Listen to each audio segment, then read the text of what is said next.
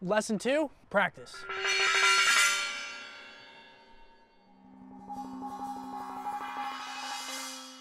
So with practice, I mean, you're gonna have to practice. No matter what you do in life, you're gonna have to practice, refine your craft, get better at it, work on it, and always make sure you're at the top of your game. So with practice, especially in esports, you have got to be on at the scheduled time that your team gives you. If 3 of your teammates wanna play, you have to be on.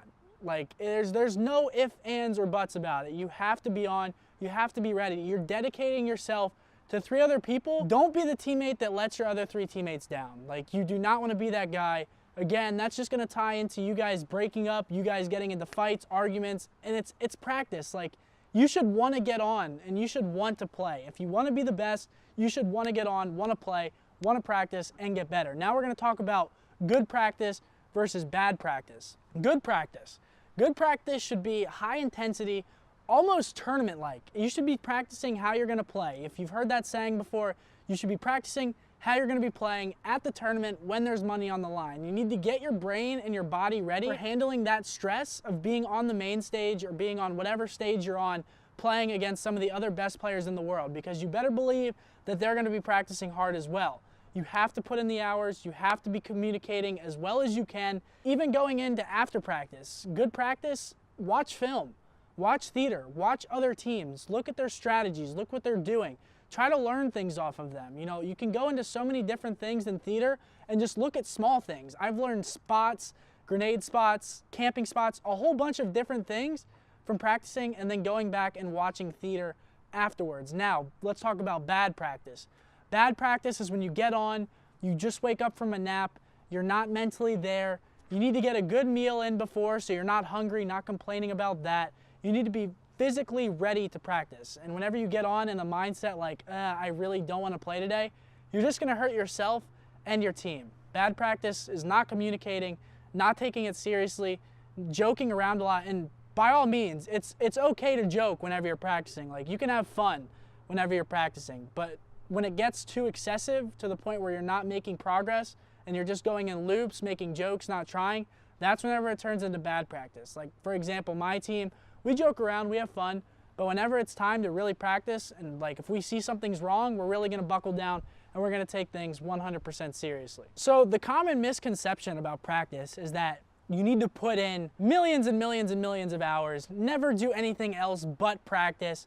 It's not about that at all. It's really about what kind of quality practice are you getting out of your practice regimens. You want to get that good quality practice because you could play for 2 hours and go through a full scrim, or you could play 8 hours and you could learn more in that 2 hours as a team than you do in that 8 hours of playing, just, you know, randomly, not taking it seriously. You need to make sure that you're getting on, making sure that the practice is good. If it's not good, speak up. Again, this goes back to leadership. If you don't think the practice is going well, say something. Call out a player. If they're not taking it seriously, be like, dude, what are you doing?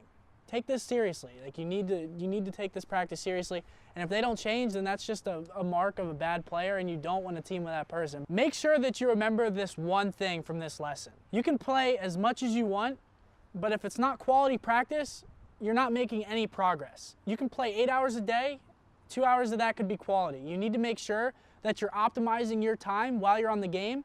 So play for 4 hours. Just make sure that those 4 hours are good quality practice with your team. That's all that you have to do. So make sure that you're being the best teammate that you can always be. Every situation, just try to be the best teammate that you can possibly be. It doesn't matter if it's practice, talking, going over strategy, whatever. Be the best teammate that you can be, because then people are gonna remember you as that, and your rep is gonna carry you through. You're gonna get on better teams because people are more optimistic about you. You don't wanna be the guy with the bad personality and the guy that's not practicing hard and just acting like he doesn't care. That's not cool. It's not gonna work. It's not gonna help you. Make sure that you're being a good teammate at all times so you can build your rep and get on better teams as a result.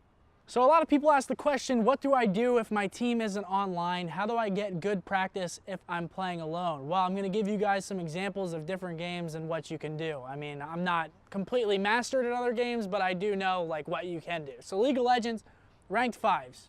Go ahead, learn the champions, learn their different moves, abilities, all that good stuff. Counter-Strike, ESEA, matchmaking. Plenty of different platforms that you can play on, plenty of other websites, I'm sure, that you can play on inside of the client. Call of Duty, You can play Money 8s, you can play UMGs, which are UMad Gear online wagers. You put up money, play against other people. And if you're playing fighting games, this really doesn't pertain to you at all. You are your team, so treat it like you are the team. And always remember that it's quality over quantity. Make sure that the practice that you're getting is always quality practice and you're not overworking yourself for no progress. So the last point that I want to make about practice is that sometimes you have to do the boring things, because the boring things are the things that are going to help you whenever you're placed into very, very high pressure scenarios at tournaments. Your tournament life is on the line. You want to make sure that you're not messing up. When I say mechanics, I mean, for example, go into Call of Duty, practice your movement, practice your throws, practice your shot, stuff like that. If you're playing Counter-Strike, practice your spray pattern. Fighting games, go into training mode. There's a whole bunch of different things that you can do to make sure that your muscle memory is really intact, and it's going to help you out whenever you're placed into high pressure scenarios once again.